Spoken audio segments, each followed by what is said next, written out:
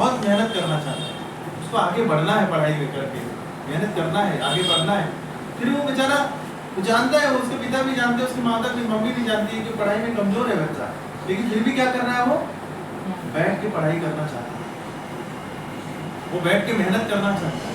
तो भगवान बोलते हैं ये ज्यादा अच्छा है इससे उससे कि जो दिखाने की कोशिश कर रहा है।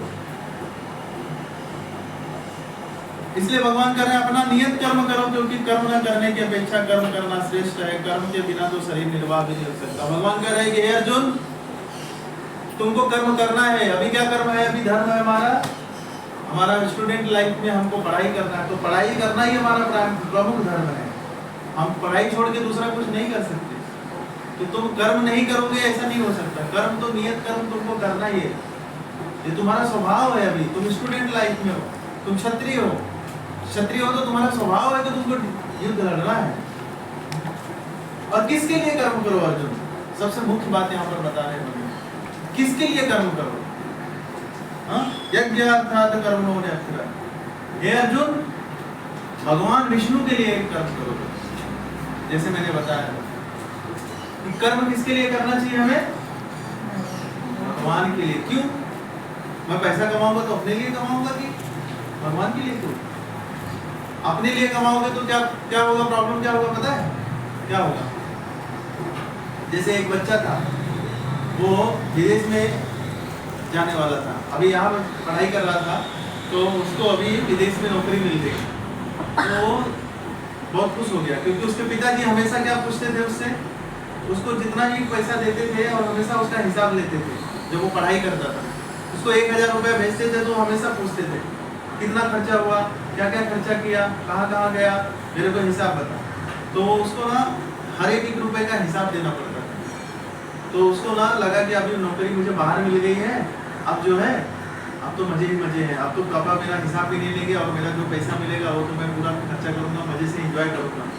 तो वो विदेश चला गया, लेकिन जैसे ही वहाँ गया उसके पिताजी ने उसका पूरा सैलरी का डिटेल निकाल लिया कंपनी से, कितना सैलरी मिलता है, क्या मिलता है। उसने तुरंत अपने बेटे को फोन किया, बोला बेटा तुम्हारी सैलरी इतनी है, तुम हर महीने के जैसे ही तुम्हारी सैलरी आएगी उसमें से तुम इतना $50 $500 काट के सारा पैसा मेरे पास भेज देना। अब वो बेचारा टेंशन में आ गया, अरे पापा को कैसे पता चलेगा, अभी बेचारा क्या करे।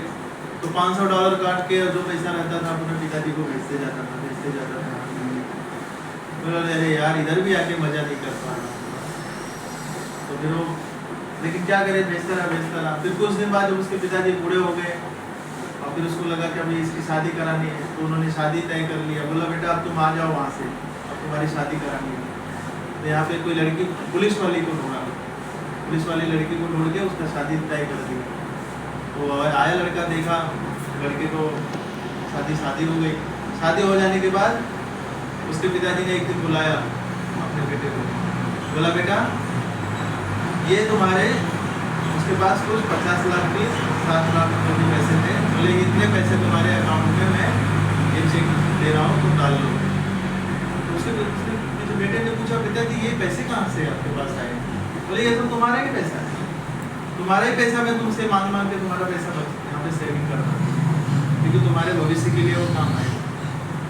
और अब मुझे क्यों दे रहे हो, लेकिन पहले दे देना चाहिए था ना। बोले पहले देता तो तुम क्या करते पहले देता उल्टा सीधा खर्च करते, नशा करते, गलत काम में लग जाते। तुम्हारा बुद्धि मन इधर, पैसा आएगा तो आदमी का दिमाग बुद्धि ज्यादा चलने लगता है ना, चंचल हो जाता है मन।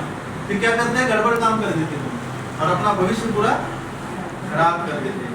अब लेकिन मुझे पता चल गया तुम्हारी वाइफ जो है वो पुलिस वाली है और अब तुम भी गृहस्थ जीवन में आ गए हो, अब तुम अपनी ईमानदारी से अपना जीवन निभाओगे, इसलिए अब मेरा कुछ पैसे से लेना देना नहीं, ये तुम्हारा पैसा वापस करें। तो ऐसे ही भगवान को भी अगर हम इस श्लोक में क्या बता रहे हैं, यज्ञार्थात् कर्मणो न्यत्र।